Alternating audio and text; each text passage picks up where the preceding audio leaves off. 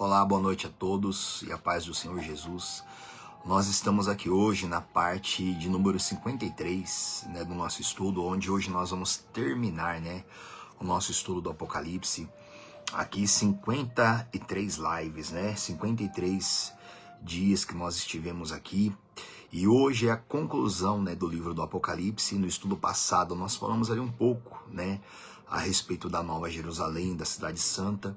Hoje nós finalizamos o estudo passado lá em Apocalipse 22, e hoje a gente vai retomar a partir do versículo 18 daqui a pouco, e ali a gente vai estar finalizando ali o nosso estudo, Mas hoje eu quero ler ainda com vocês, antes de nós finalizarmos lá, eu quero ler com você na Bíblia algumas referências, Algumas referências que a Bíblia nos fala sobre a cidade celestial, sobre a Nova Jerusalém, E é muito importante, se você não assistiu os estudos passados, assista, Assista, para que você tenha uma plena compreensão, O nosso estudo é um estudo bem resumido, E de tamanha importância para todos nós, para o desenvolvimento da nossa salvação, da nossa fé.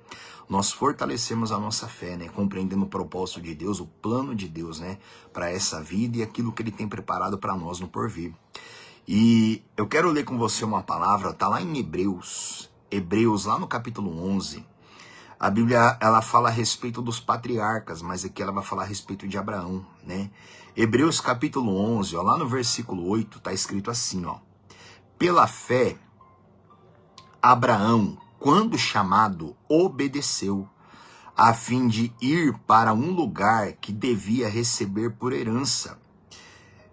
E partiu sem saber para onde ia, Para quem está chegando agora, boa noite, eu tô lendo com vocês Hebreus, tá? Hebreus capítulo 11, versículo 9 agora, Aí fala, pela fé Abraão peregrinou na terra da promessa, como em terra alheia, habitando em tendas, com Isaque e Jacó, herdeiros com ele da mesma promessa.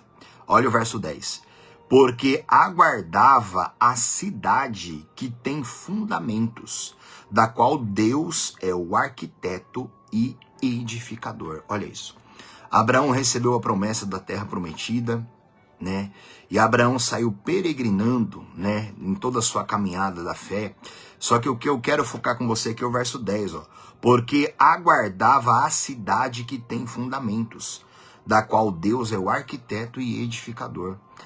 O próprio Abraão, ele já aguardava a morada eterna dele, de qual ele sabia que Deus era o arquiteto e o edificador.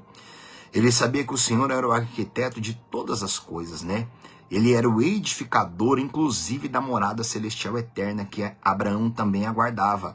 E aí também em Hebreus capítulo 11, lá no verso 16, a Bíblia diz assim, verso 16.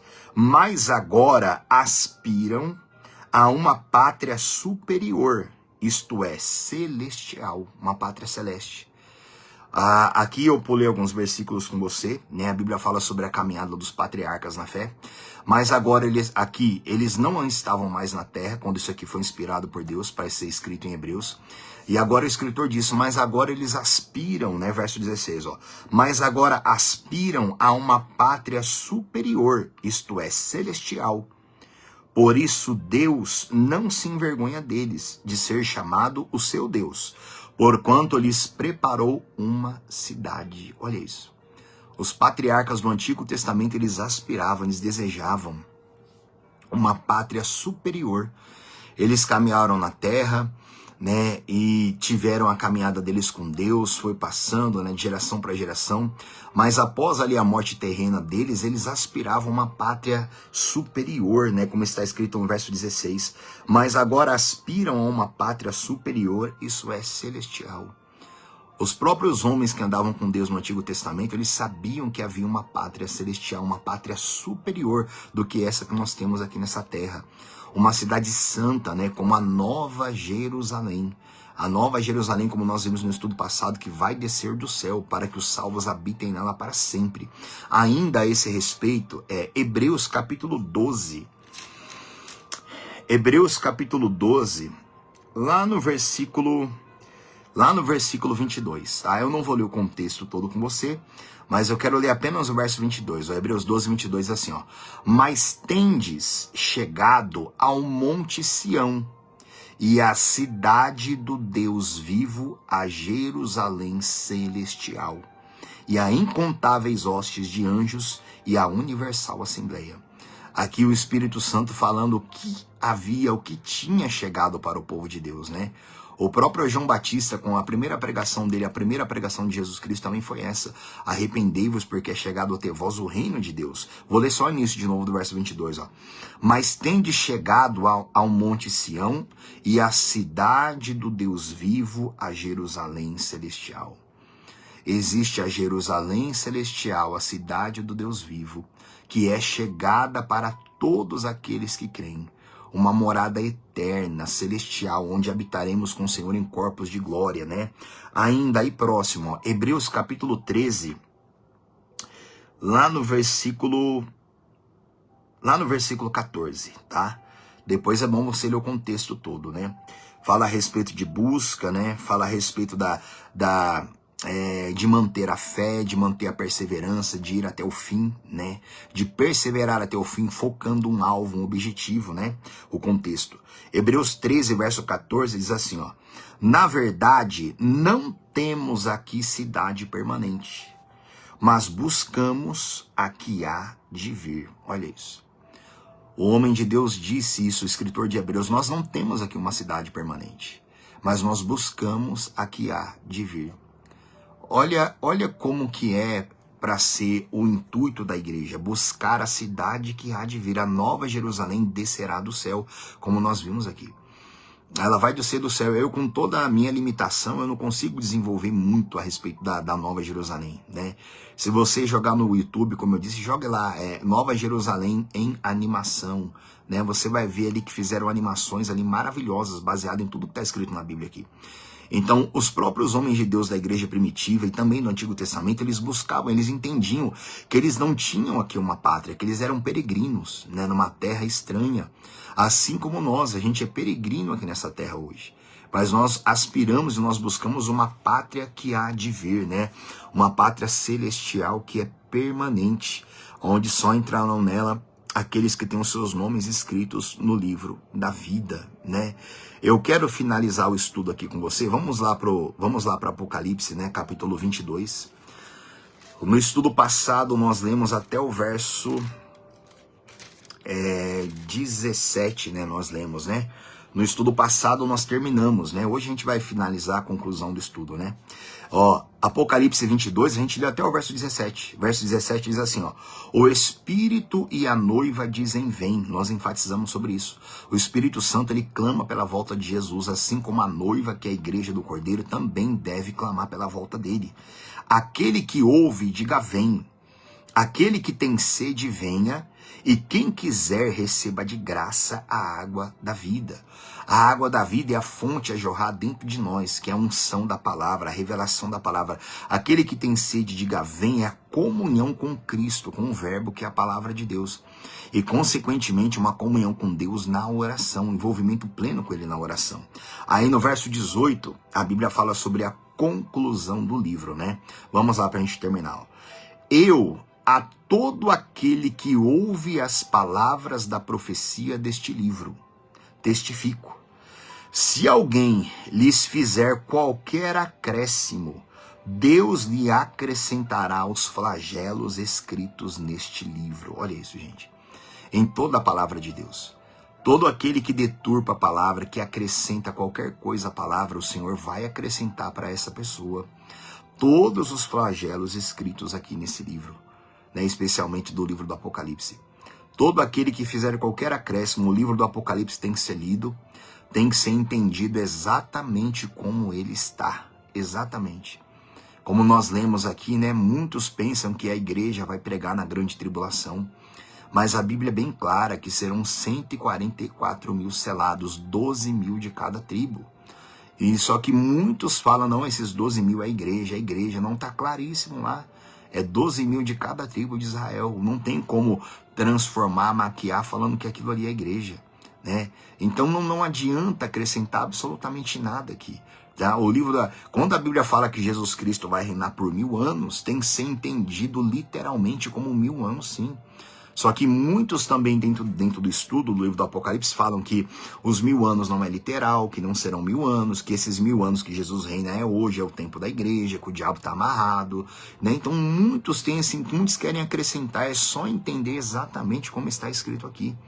Eu não concordo com isso de ficar mudando, falando que os 144 mil é a igreja. Não é 12 mil de cada tribo. Falando que a Bíblia diz que Jesus vai reinar aqui por 1000 anos. E muitos falam não, que esse reino milenar já é hoje.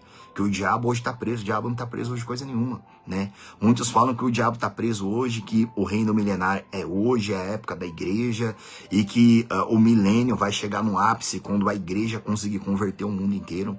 Então tem muitos teólogos que ensinam isso. Tem muitos que ensinam isso.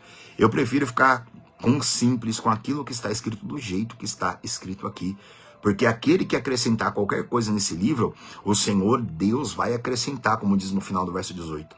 Deus lhe acrescentará os flagelos escritos nesse livro, verso 19. E se alguém tirar qualquer coisa das palavras do livro desta profecia, Deus tirará a sua parte da árvore da vida, da cidade santa e das coisas que se acham escritas nesse livro. Olha isso. Se alguém tirar qualquer coisa dessa palavra aqui, o Senhor Deus vai tirar também daquela pessoa a recompensa dela. Removerá dela também a parte que lhe cabia. Gente, hoje a palavra de Deus isso é profético, né? Que nos últimos dias mercadejariam a palavra de Deus, que fariam o mercado do povo, que haveriam espíritos enganadores que enganariam as pessoas, né? Então hoje a palavra de Deus ela é pregada apenas para suprir uma necessidade nessa vida aqui, ó, apenas para suprir uma necessidade aqui nessa terra aqui.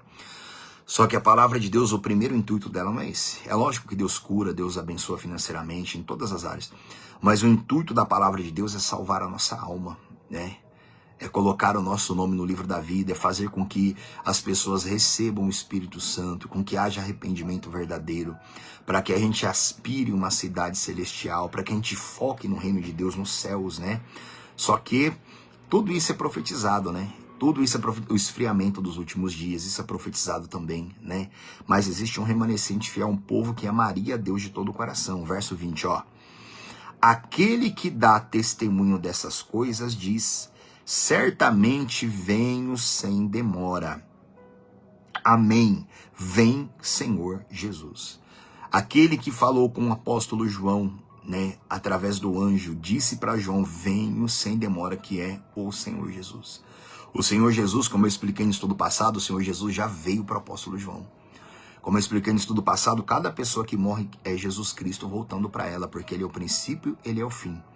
E como nós lemos, né, no versículo 12, né, que o Senhor Jesus ele vem e ele tem o galardão para retribuir a cada um segundo as suas obras.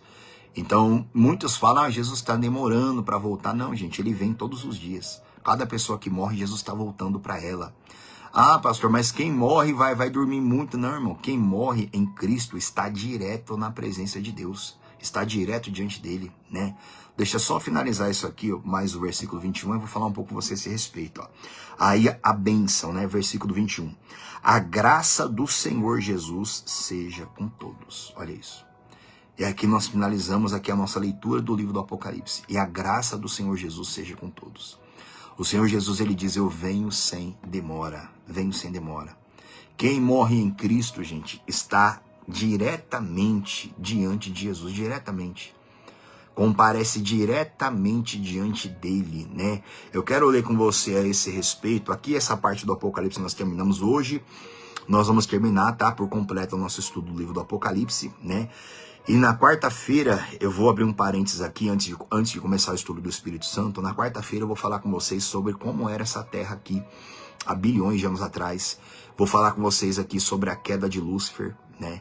Vou mostrar para você na Bíblia como foi a queda dele, como era essa terra aqui há bilhões de anos atrás, para você ter uma plena compreensão que existe sim uma pátria celestial, ou muitas e muitas e muitas ainda nesse universo. Que ainda hoje eu vou falar um pouquinho com você ainda sobre o universo, né? Ó, o Senhor Jesus, ele fala aqui no verso 20, né? Venho sem demora. Ora vem, Senhor Jesus. Venho sem demora. Todo aquele que morre em Cristo já está diretamente na presença do Senhor Jesus, diretamente junto dele. Quando a Bíblia usa o termo, quando o apóstolo Paulo usa o termo de dormir no Senhor, é porque o apóstolo Paulo não usava o termo para os cristãos de mortos. Eles estão mortos. O termo de mortos na Bíblia se refere somente aos perdidos eternamente. Então o apóstolo Paulo ele usava esse termo para a igreja, falando aos seus irmãos que dormem. Mas diretamente, eu vou mostrar para vocês aqui algumas referências, que todo aquele que morre salvo já vai estar diretamente na presença do Senhor Jesus, tá? Filipenses, capítulo 1, a Bíblia diz assim, ó. Ah, pastor, tem gente que está dormindo há 2.000 anos, 3.000 anos dormindo, salvo, 1.000 anos dormindo. Não, irmão. Quem morre já vai direto para a presença do Senhor Jesus. Direto com ele já, né? Já vai direto para a glória, estar com ele, né? Filipenses capítulo 1, uma palavra que todos nós, né, conhecemos. Filipenses 1, versículo 21. O apóstolo Paulo diz assim, ó, porquanto, para mim, o viver é Cristo e o morrer é lucro. Entretanto, se o viver na carne traz fruto para o meu trabalho, já não sei o que hei de escolher. Ou seja, o apóstolo sabia que estava chegando o fim da vida dele ali, mas ele falou, para mim o viver é Cristo e o morrer é lucro, porque eu vou ter infinitamente mais do Senhor, vou estar com ele.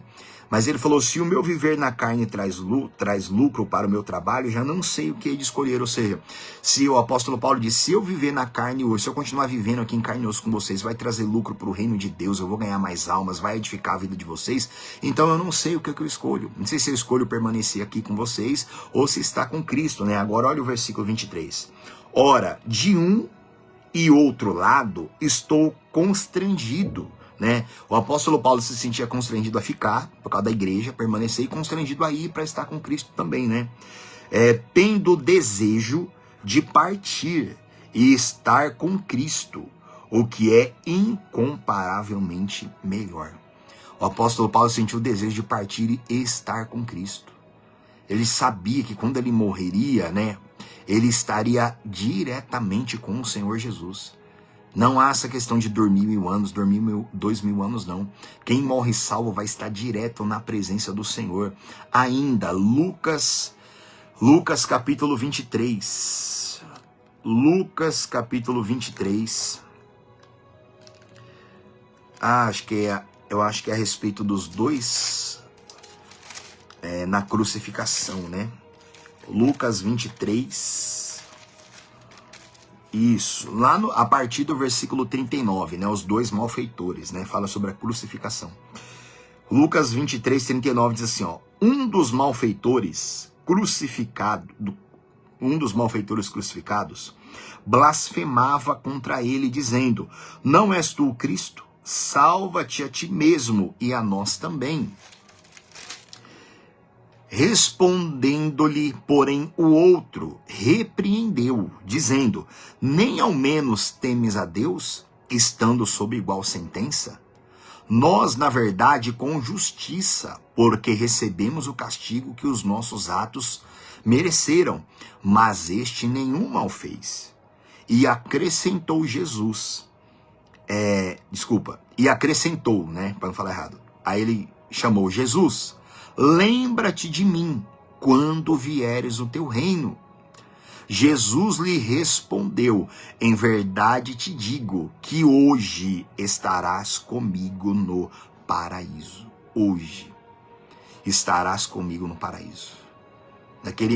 Esse homem aqui foi o primeiro, né, a estar no paraíso com o Senhor Jesus Cristo. O Senhor Jesus falou, hoje você vai estar comigo no paraíso. Hoje. Ele não ia dormir, não ia ter que esperar esse tempo todo que já passou, desde a morte de Cristo até hoje, né? Morte e ressurreição, 2025 anos, né? Não, ele não está dormindo, não está esperando, ele já está no paraíso com o Senhor Jesus há mais de 2.000 anos. Só esperando cumprir o propósito de Deus aqui, o Senhor dar ordem, o anjo tocar a trombeta, a igreja ser arrebatada, as bodas do Cordeiro lá em cima, grande tribulação aqui, depois Jesus Cristo voltar na terra, reinar aqui por 1000 anos, depois juízo final e depois os tempos eternos com Deus para sempre na eternidade. Mas o Senhor Jesus falou para ele aqui, hoje você vai estar comigo no paraíso. Ainda hoje Eu gosto, não é que eu gosto, é o certo, é ficar exatamente como está escrito aqui. Mas vem os estudiosos, né? Mas esse hoje não é bem assim, não é bem assim. Não está, é como está escrito aqui. Essa é a nossa esperança. O crente, quando ele morre salvo, hoje mesmo ele já está com o Senhor Jesus Cristo no paraíso, né?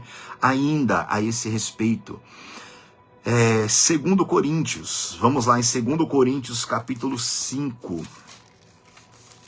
2 Coríntios capítulo 5, vamos lá. 2 Coríntios capítulo 5, os versículos...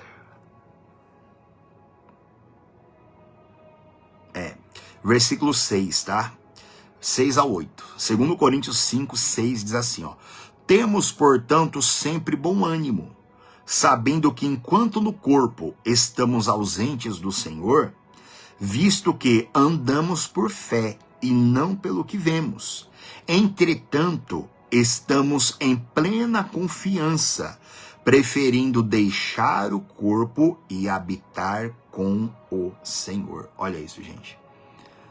Aqui o apóstolo Paulo ele faz essa declaração. Enquanto no corpo nós estamos ausentes do Senhor, porque a gente está vivendo aqui nessa terra ainda.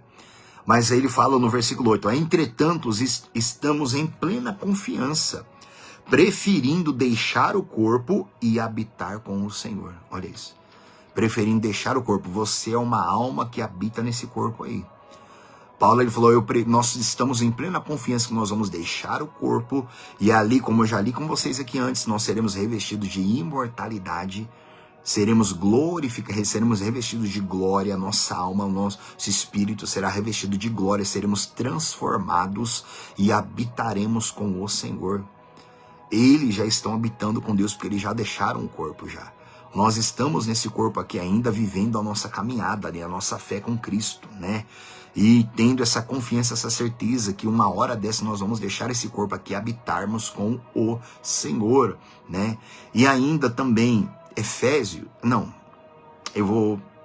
esse daqui era o último que eu vou ler com você, tá? Esse aqui é o último que eu vou ler com você, gente. A conclusão aqui do nosso estudo do livro do Apocalipse é de total importância para o cristão se alimentar dessas palavras, ter essa compreensão. A Nova Jerusalém, tudo que nós estudamos hoje é a 53ª parte, né? De nós entendermos, eu falei com vocês aqui algumas vezes para vocês irem no YouTube, para vocês assistir vídeos sobre galáxia, para vocês assistir vídeos, para vocês terem uma compreensão do tamanho do universo, para vocês entenderem. Eu não sei se o Senhor vai destruir esse universo inteiro, vai fazer um outro novo.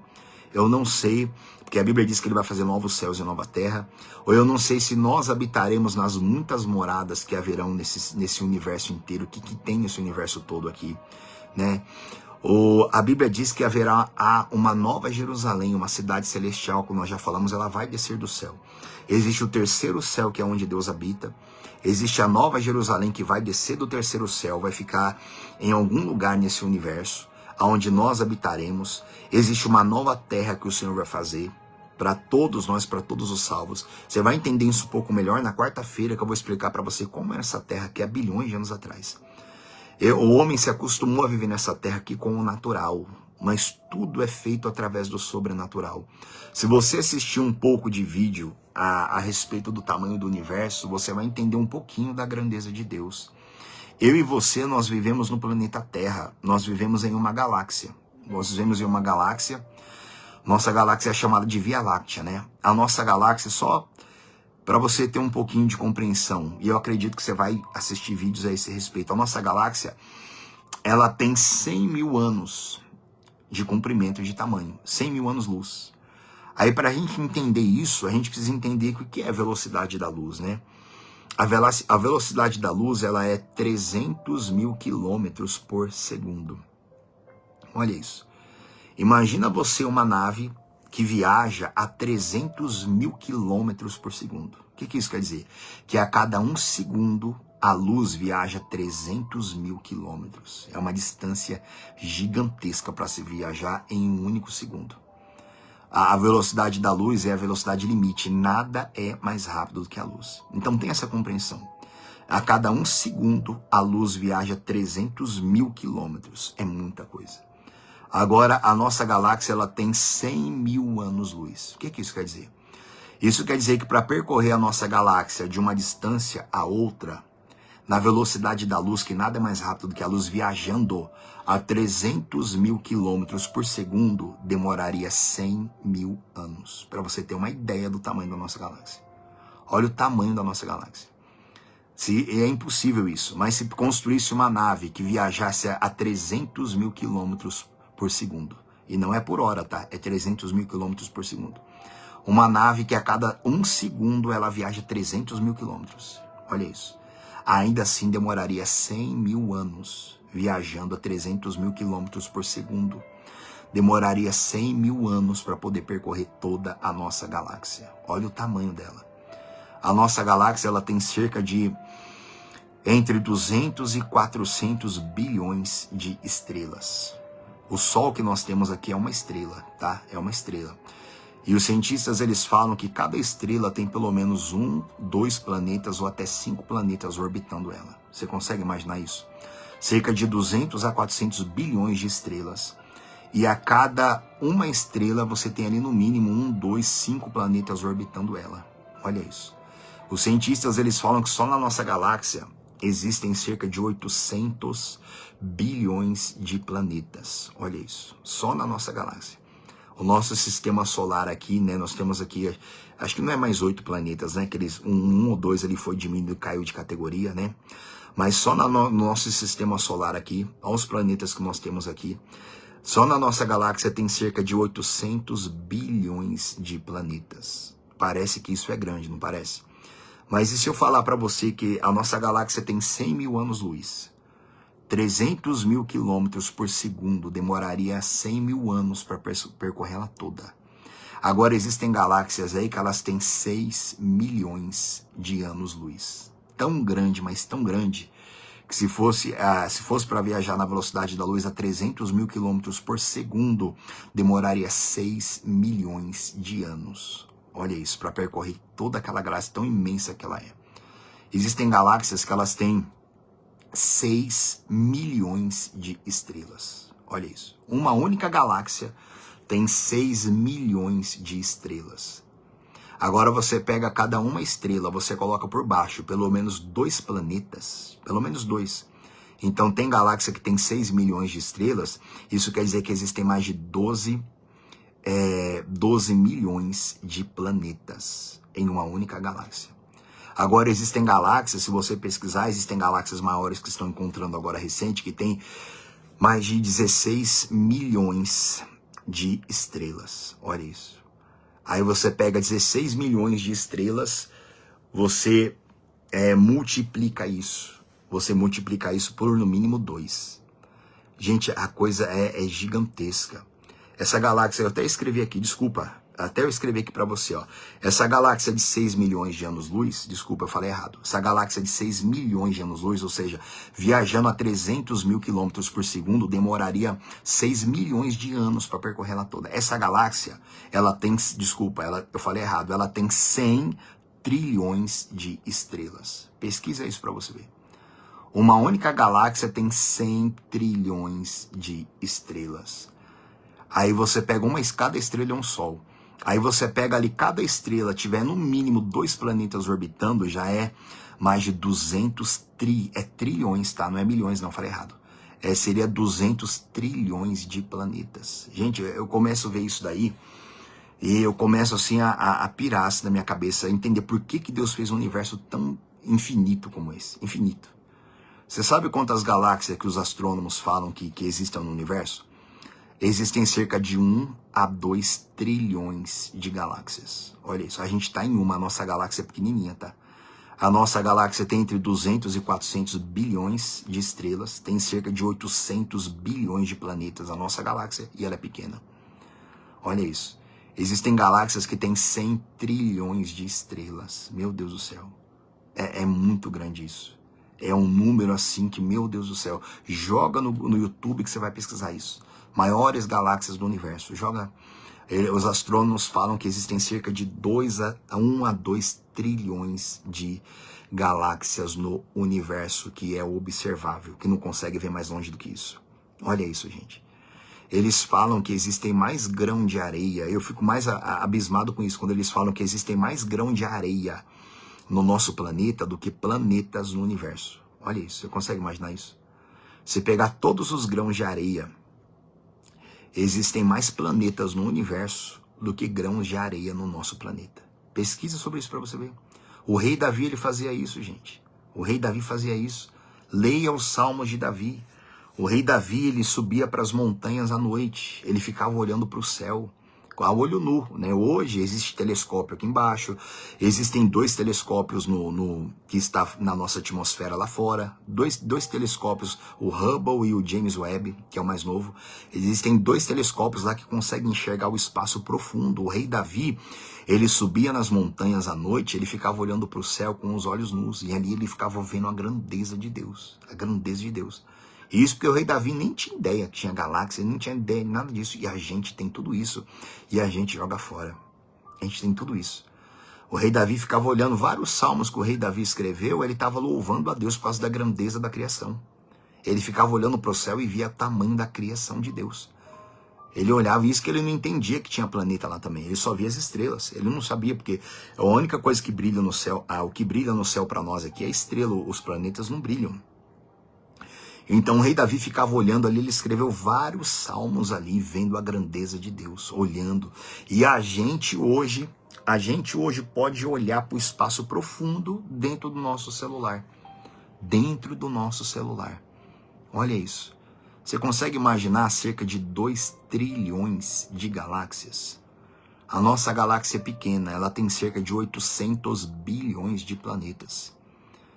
Tem galáxias que têm mais de 200 trilhões de planetas. Olha isso, as maiores que estão achando agora. Nossa galáxia é pequenininha, 100 mil anos. Ou seja, viajando na velocidade da luz, viajando a 300 mil quilômetros por segundo, demoraria 100 mil anos para poder percorrer ela toda. Olha isso, tamanho da nossa galáxia. A outra galáxia maior, como eu falei, ela tem 6 milhões de anos-luz. Olha o tamanho dela. Ou seja, para percorrer aquela galáxia viajando na velocidade da luz a 300 mil quilômetros por segundo, demoraria 6 milhões de anos para percorrer toda aquela galáxia. Olha o tamanho disso, gente. Agora você imagina 2 trilhões de galáxias aí nesse universo observável aí. Tem mais planeta do que grão de areia aqui na nossa Terra. Aí eu fico assistindo essas coisas, eu fico imaginando, não. Porque você vai entender na quarta-feira que eu vou te explicar que essa Terra aqui, quem habitava nessa terra aqui há bilhões de anos atrás eram os anjos, tá? Era Lúcifer com a 3ª parte dos anjos, eles habitavam aqui nessa terra. Deus chama eles de as estrelas da alva, que eles cantavam alegremente aqui nessa terra aqui, há bilhões de anos atrás. Até que Lúcifer encheu o coração dele de violência, quis subir até o céu, corrompeu a 3ª parte dos anjos e eles foram destruídos, afundados aqui nessa terra, no brilho das pedras que Lúcifer andava. Então essa terra aqui inicialmente ele não era para ser humano não, era para anjos. Os anjos habitavam e louvavam a Deus aqui. Então houve toda a destruição da queda, bilhões de anos depois o Senhor Deus criou o homem aqui para viver aqui. Então, e tudo isso está na Bíblia, tá? Eu vou te mostrar isso na quarta-feira. Então eu fico imaginando isso, se não, né? Essa terra aqui habitava os anjos aqui antes. Imagina o que Deus não tem aí fora. Imagina as moradas que Deus não tem aí fora. Por isso que eu falo que eu não sei se Deus vai fazer um universo novo. Eu não sei se vai ser nesse universo. Eu só sei que a gente vai habitar na Nova Jerusalém. Eu sei que vai ter o 3º céu onde Deus habita. E eu sei que vai haver um novo céu. E eu sei que vai haver uma nova terra. Não sei se já existe ou se Deus vai criar um universo totalmente novo. Eu só sei que a Bíblia fala que nós teremos um corpo glorificado. E no corpo glorificado não vai haver ignorância, não vai haver falta de conhecimento. Nós conheceremos a Deus assim como Ele é, ou seja, nós teremos conhecimento de todas as coisas, de todas as coisas. Os astrônomos hoje, eles usam os telescópios, eles ficam olhando lá para o espaço profundo, o que será que tem naquela galáxia, o que será que tem lá? E a gente vai saber de todas as coisas. A gente vai poder andar viajar por esse universo mais rápido do que a luz, instantaneamente, nas muitas moradas que existem nesse universo. Gente, tudo isso está escrito na Bíblia Sagrada. Comece a assistir a partir de hoje vídeos sobre o universo. Coloca aí no seu YouTube, vai assistindo. Você vai entender um pouquinho da grandeza de Deus, um pouquinho da grandeza do Senhor. Só essa nossa galáxia pequenininha aqui tem cerca de 800 bilhões de planetas. A gente é só um planetinha só. Tem mais de 800 bilhões de planetas aqui só na nossa. Nós estamos em uma galáxia. Existem cerca de 2 trilhões de galáxias maiores do que as nossas. Galáxias que têm 100 trilhões de planetas. Tem uma galáxia que eu estava vendo, uma antiga, uns 2 anos atrás, antes de descobrirem as maiores. Ela tinha 10 bilhões Ela tinha 1 bilhão de estrelas, né? Mais de 2 bilhões ali de planetas, né? E a gente vai estudando sobre essas coisas, gente. Vai assistindo sobre isso no YouTube. Vai assistindo. Eu não vou falar muito aqui não, senão vai acabar dando um nó na sua cabeça também, aqui e na minha também, se eu começar a passar muitos dados para vocês aqui, tá? Mas vai assistindo, vai entendendo. Primeira coisa que você tem que compreender é a velocidade da luz. 300 mil quilômetros por segundo. A distância que a luz percorre. 300 mil quilômetros em um único segundo. Aí quando você entende isso, aí você vai entender o que é um ano-luz. Aí você vai entender que demora 100 mil anos viajando na velocidade da luz para percorrer. Porque o espaço ele é tão grande, que metros não servem para nada. Quilometragem, como a gente entende aqui, não serve para absolutamente nada. Tudo é medido pela velocidade da luz. Então, gente, esse universo é infinito. É infinito. O universo observável ele tem cerca de 14 bilhões de anos-luz. Ou seja, o telescópio James Webb, que é o mais novo que está lá no espaço, ele enxerga até 14 bilhões de anos-luz à frente. Ele enxerga. Só que tem muito mais coisa para lá ainda. Agora, a gente entende um pouco disso e a gente fica pensando, às vezes eu penso, por que Deus criou um universo tão grande desse jeito? Se fosse pra gente ficar preso aqui. Por que ele criou?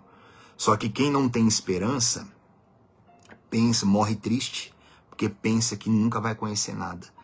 Agora, quem conhece a palavra de Deus tem alegria, tem esperança. Porque sabe que Deus criou esse universo, não é para ficar lá. Tem muita coisa lá fora, gente. Tem muita coisa lá fora. Essa terra era habitada por anjos. E tem muita coisa lá fora que o Senhor tem. Como está escrito na Bíblia, né? Que nem olhos viram, nem ouvidos ouviram. E nem chegou na mente humana o que Deus tem preparado para aqueles que o amam. Meu Deus do céu. Olha isso. Então, eu não sei desenvolver muito mais coisa daqui para frente. Não sei o que tem aí fora, além do que um pouquinho que eu tô falando com vocês aqui. Eu sei de uma coisa. Eu sei que se ela aceitar Jesus, se ela se arrepender dos pecados dela, se ela entregar a vida para Jesus, se ela nascer de Deus, gente, e seguir Jesus, tomar a cruz dela e seguir, eu sei que o que tem preparado para ela é inimaginável. Por mais que a gente tenha essas informações aqui, poucas, por mais que a gente tenha algumas coisas na Bíblia falando a esse respeito, a Bíblia fala que nem chegou na nossa mente o que Deus tem preparado para quem ama Ele. Então, gente, é só aceitar o Senhor Jesus, se arrepender, buscá-lo de todo o coração. Não perder o foco, não perder a fé, não desanimar quando passar por deserto. Não desanimar quando você perder alguma coisa, né? Quando você passar por luta, não desanima, não joga a tua salvação fora, não joga. Sabe, se você está em pecado hoje, larga o pecado, larga a imundície, larga tudo, larga tudo. Irmão, essa vida aqui não é nada. Esse planeta aqui não é nada. Isso aqui não é nada. Esse planeta aqui está entesourado para o fogo. Ele vai desaparecer no fogo. Junto com todas as almas perdidas, o diabo, seus demônios, tudo vai ficar no lago de fogo. E haverá uma nova terra, um novo céu, a nova Jerusalém, um terceiro céu onde Deus habita. Meu Deus do céu. Coisas que é impossível de a gente explanar. É impossível. Então, mas é difícil tudo isso. Não, é facílimo, não é difícil coisa nenhuma. É só se arrepender e confessar Jesus de todo o seu coração. Então, gente, eu espero de todo o coração que esses vídeos vão ficar durante muito tempo, né, no YouTube. Espero de todo o coração que pelo menos uma pessoa renove a sua fé, renove a sua esperança, mas vai ter muito mais do que isso. Gente que passe a amar muito mais a Deus e fique muito mais forte. Muito mais forte. Então, gente, como o apóstolo Paulo falou, nem altura, nem profundidade, nem anjo, nem potestade, nem coisa do presente, nem do porvir poderão me afastar do Senhor. Por quê? Olha o tamanho do amor do apóstolo Paulo. O Senhor Jesus ficou levando o apóstolo Paulo para o céu. Você encontra em 5 Coríntios. O apóstolo Paulo ia para o céu. E depois Jesus descia com ele para a terra de novo. Imagina o que o apóstolo Paulo viu. Imagina isso. Então, gente, busca isso em Deus. Sabe, não deixa nada te afastar de Deus, não deixa nada amargurar o seu coração, não. Sabe, limpa o teu coração, perdoa quem você tem que perdoar, se levanta. Se você tá meio desanimado, se levanta, começa a meditar na Bíblia todo dia, orar todo dia, começa a clamar, Deus clama. Deus, eu quero te conhecer, eu quero receber o Espírito Santo, eu quero ser renovado, eu quero, tira de mim toda a sujeira, começa a clamar, porque quem morre, irmão, sem Jesus, está perdido para sempre. Meu Deus do céu. Quero nem imaginar como é o sofrimento do inferno, do lago de fogo. Deus me livre, eu quero ir para os tempos eternos. Os tempos eternos. Não vai haver mais morte, nem dor, nem choro, nem pranto, nem absolutamente nada. Vai haver uma nova vida. Para quem? Para os vencedores. Haverá uma nova vida. Ainda temos 10 minutinhos com você. Eu vou falar uma coisa muito importante aqui. Eu já preguei isso aqui em algumas igrejas que a gente passou. Lá em Apocalipse, ó. Lá em Apocalipse, lá no capítulo 3, se eu não me engano, tem algo super importante que eu acho que eu não frisei com vocês, ó. Lá em Apocalipse, capítulo 2, acho que é o capítulo 2. Onde que tá?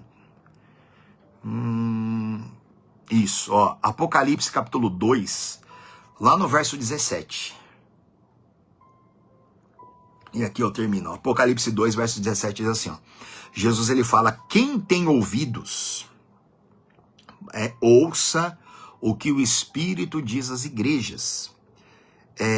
Ao vencedor dar-lhe-ei do maná escondido, bem como lhe darei uma pedrinha,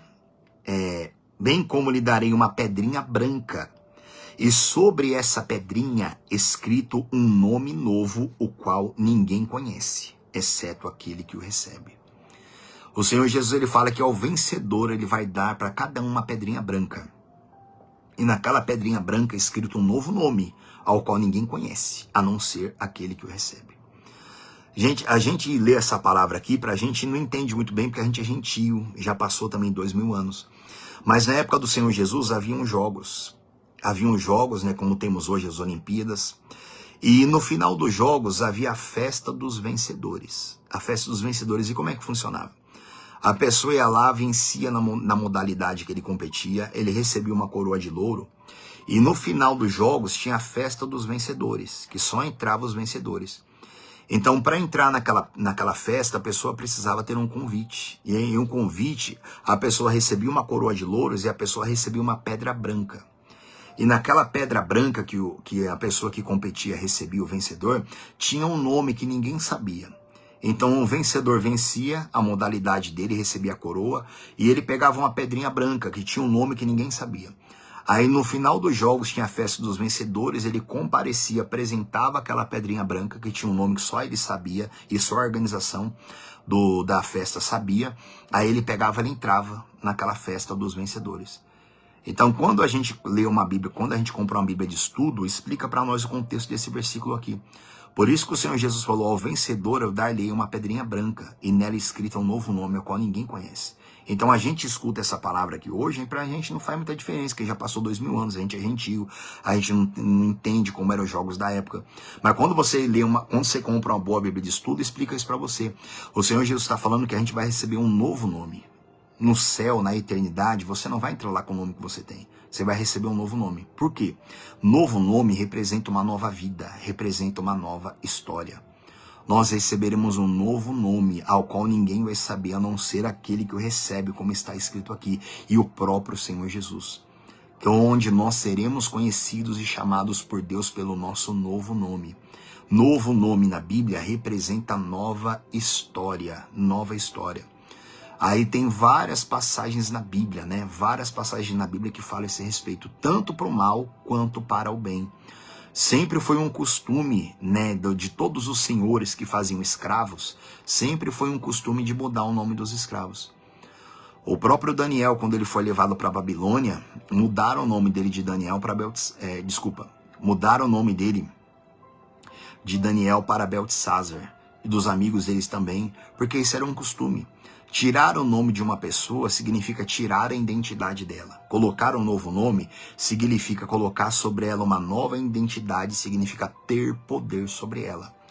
Uma das questões que os escravos, né, que vinham da África, eles sofriam tanto na mão dos senhores, era porque eles não aceitavam ter o nome deles mudados. Pesquisa para você ver a história. Esse é o motivo porque os escravos sofriam tanto no tronco, eram queimados, eram esfolados, tinham a parte eram mutilados. Por quê? Porque muitos não aceitavam um novo nome. Então a pessoa era tirada lá do país dela de origem, lá da África, lá em qualquer lugar, em algum continente, né? Era tirado e chegava lá, a pessoa se chamava José. Falava, a partir de hoje o seu nome novo é João. E a pessoa não aceitava, não aceitava. Porque tirando o nome daquela pessoa, você estava apagando o passado dela, o passado de livre. Então tirava o nome José, que era o nome de livre, e colocava o nome de João, que era o nome de escravo, para representar a nova vida que aquela pessoa ia ter agora. Então, com essa primeira situação de tirar o nome, a intenção era arrancar, fazer com que a pessoa esquecesse que ela era livre. Agora, dali para frente, ela ia viver como escravo. Então, era colocado um novo nome. Então tem várias passagens na Bíblia que falam muito a esse respeito, tanto para o mal quanto para o bem. O próprio Jacó, quando ele lutou com Deus, né, ele lutou junto de Deus, nunca contra Deus, mas ele lutou com Deus, o próprio anjo, pela ordem de Deus, mudou o nome dele. Deus mudou o nome de Jacó. O anjo perguntou para ele, como você se chama?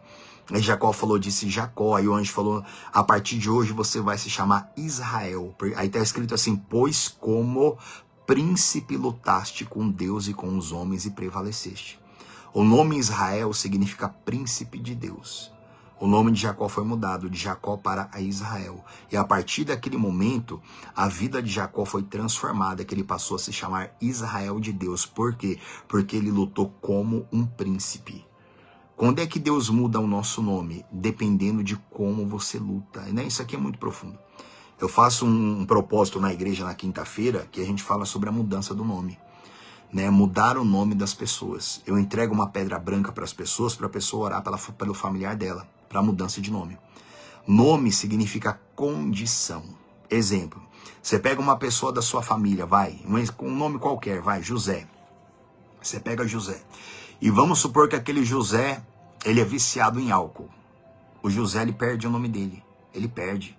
Ele passa a ser chamado um monte de coisa. Cachaceiro, manguaça, cirrose, pé inchado, pinguço. Ele passa a ser chamado de um monte de nome. Ou seja, o José perdeu o nome dele. Ou seja, Satanás colocou sobre o José uma identidade de escravo. Mesma coisa o inferno faz hoje. Ele tira o nome das pessoas de livre e coloca o nome de escravo. O nome significa condição. A pessoa perde o nome e passa a ser chamado de miserável. O outro perde o nome e passa a se chamar de mentiroso. E por aí vai. Um monte de nome. Quer dizer, a pessoa perde o nome dela. E ela passa a ser chamada pela condição que ela vive.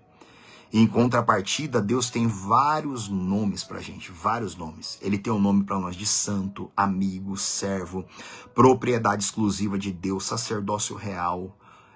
Tem vários nomes, forte, tudo isso é nome. Nome significa condição.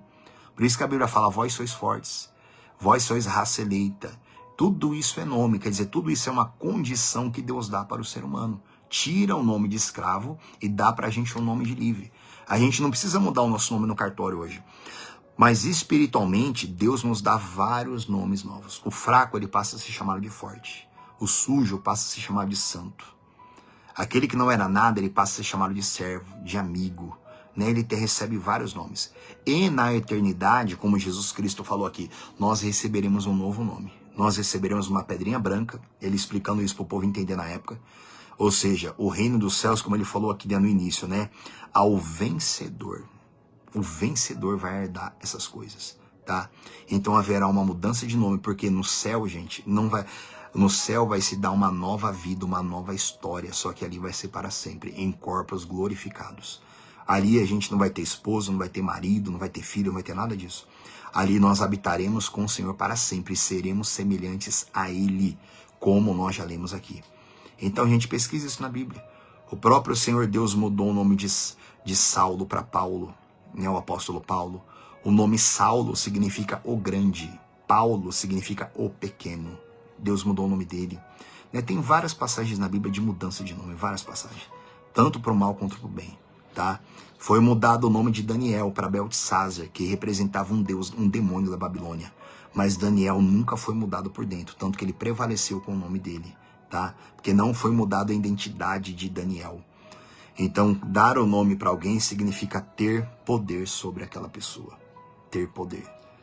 Quando uma pessoa anda e vive como Deus fala que ela é, aí Deus tem poder realmente sobre a alma daquela pessoa. Então você tem que andar como forte, você tem que viver como santo, você tem que andar como fiel, como servo, como amigo, como propriedade exclusiva de Deus, como nação santa, como sacerdócio real, como de povo de propriedade exclusiva de Deus. Tem vários nomes aqui, ó, que Deus dá para você, vários nomes. Você tem que absorver esses nomes na sua alma e falar: a partir de hoje eu sou assim. A partir de hoje eu sou assim e o Espírito Santo vai me fazer assim. Aí essa é a fé. Aí você recebe um novo nome, que é onde a pessoa é liberta. Onde ela é liberta? Próspero. Próspero é um nome também. Nome é condição. Ou seja, antes nós éramos miseráveis. Hoje nós somos prósperos. Então tudo isso aqui é um nome, gente. Tudo isso é nome. Tá? Tudo isso é condição. Então, gente, na quarta-feira eu vou falar com vocês a esse respeito, tá? Como era essa terra aqui há bilhões de anos atrás. Vamos ter um pouco dessa compreensão para a nossa mente ficar ainda mais forte em Cristo. Pra gente não ficar limitado a essa vida nossa de carne e osso aqui embaixo aqui, tá? Pra gente entender que Deus vai restaurar a glória dele em um novo céu, uma nova terra, só que a gente não vai ter mais esse corpo aqui, a gente vai ter corpos de glória, tá? Então hoje a gente finaliza o nosso estudo aqui do livro do Apocalipse. Aí depois da quarta-feira, se Deus quiser, eu vou começar com você um estudo sobre o Espírito Santo, só que vai ser mais curto, tá? O nosso do Apocalipse está terminando hoje, foi 53, né? 53 lives que nós fizemos aqui. O do Espírito Santo vai ser mais curto, tá? Mas vai ser riquíssimo, riquíssimo, muito mais rico do que esse daqui, tá bom? Gente, Deus abençoe, tá? Vou fazer oração já, né? Vamos orar? Senhor, meu Deus e meu Pai, em nome do Senhor Jesus, meu Deus, eu quero te agradecer, meu Pai, por todos esses dias, 53 noites que nós estivemos aqui, que passou tão rápido, Senhor.